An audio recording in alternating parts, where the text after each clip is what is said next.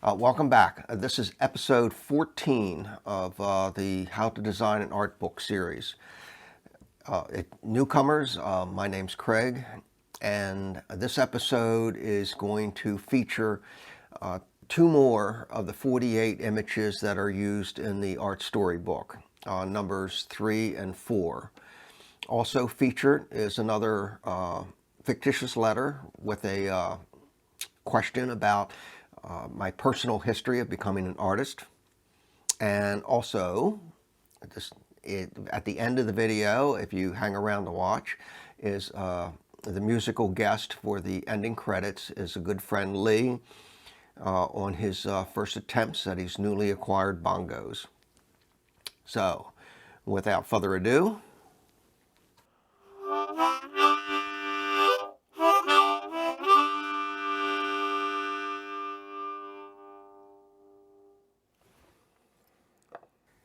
as I started in the last episode, I'm working to get the highlighting of the 48 primary color images of the ArtStory book aligned with my social media weekly postings.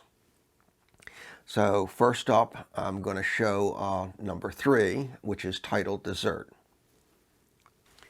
This one right here, number 3, is the end result of this sequence of doodles that got me to forming this little drawing right here that end up using for painting number 3. This is the worksheet. Here I've added, again, a little bit of color to the worksheet just to get an idea of what I might use. And this is Dessert as the finished oil painting.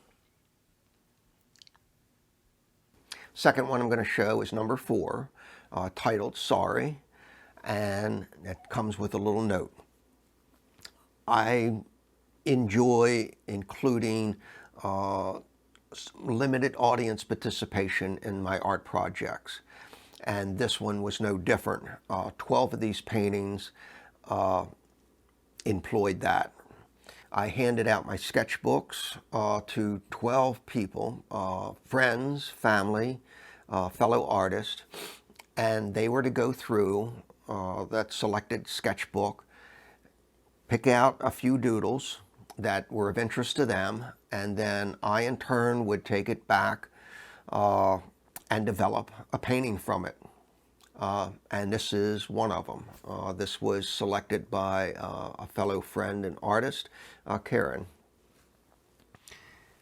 These two, circled in red, are the two doodles that were selected by Karen that I'm going to be using for painting number 4.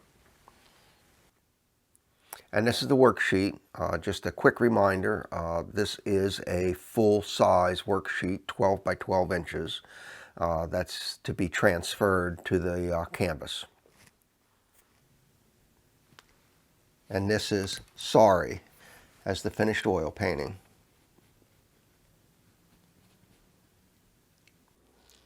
And now it's time for a fictitious letter with a fictitious question from a fictitious person.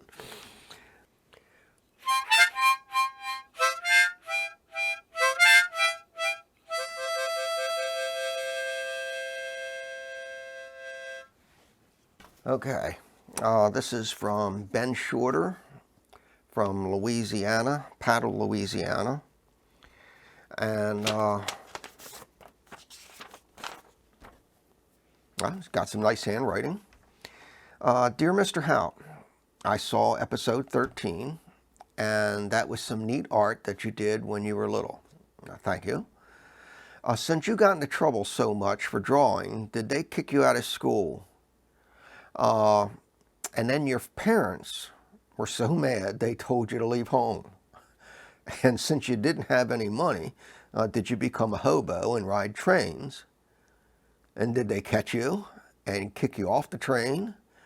And you wandered around forever in dark alleys? And that's how you got the beard? Just kidding. He's got the just kidding right here. So really, what happened after second grade? Oh, there's a small other note down here. I don't have a dog, so I can't show one wagging their tail to say hi. So I'm wagging my dad's tailpipe. Let's see, tailpipe. Tail's a tail, right? Ben, age 14. Well, Ben,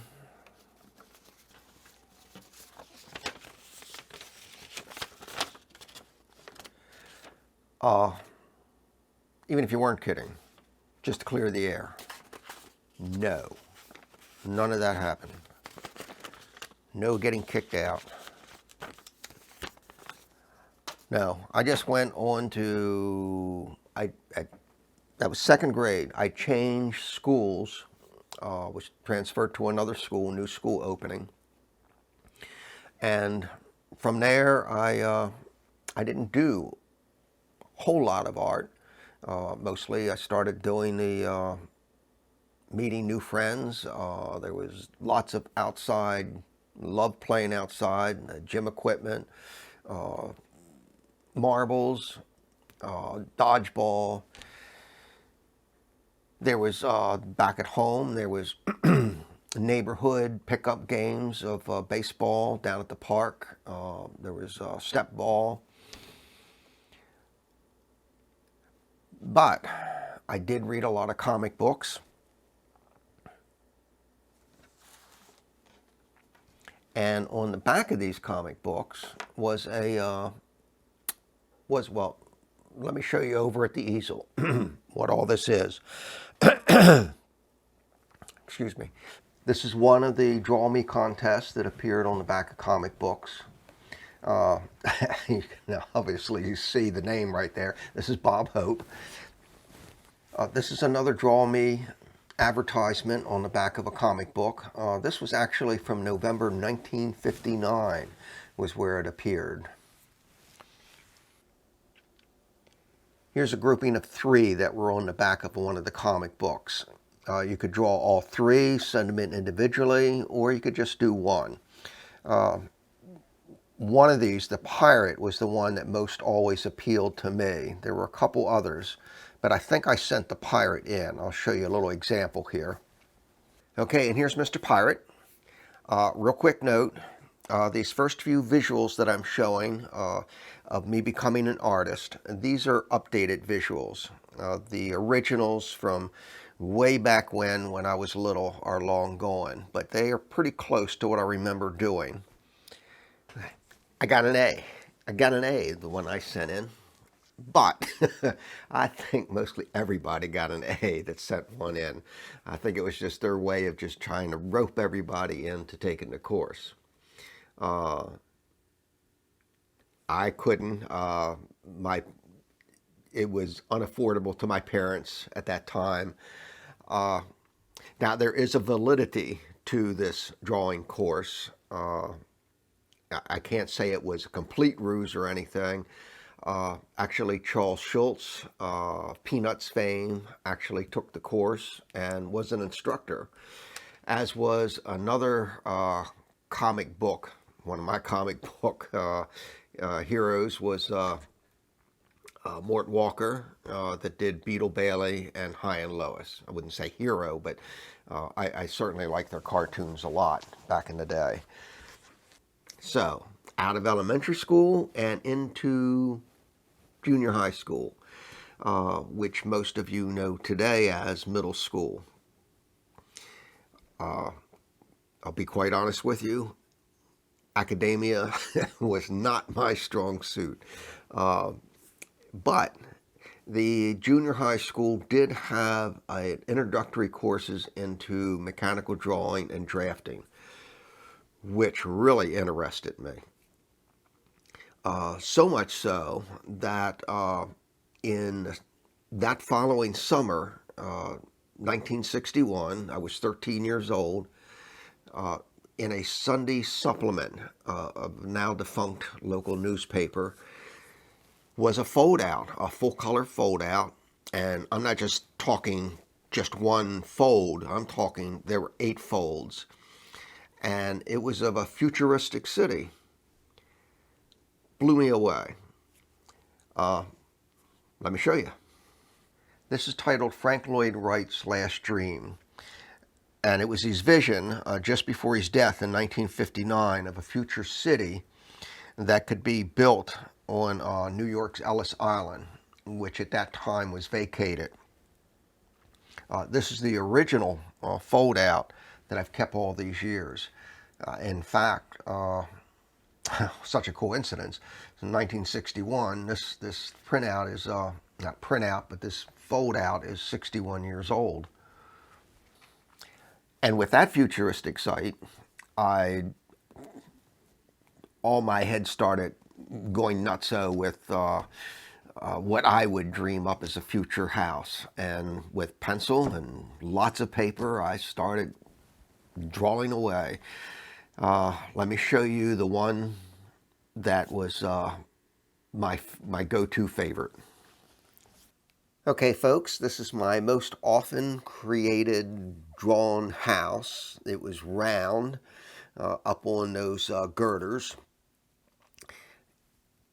And obviously, this is redrawn. I don't have the original version, and it looks a lot better than it did when I was drawing it at 13. That's for sure.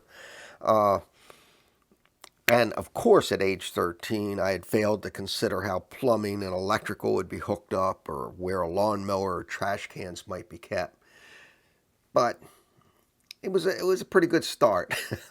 I enjoyed myself with these things. Okay, that's it, folks.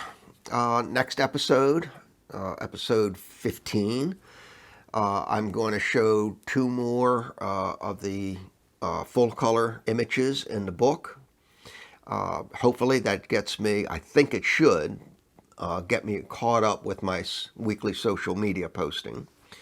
Another fictitious letter, if another fictitious person sends one, and more art stuff.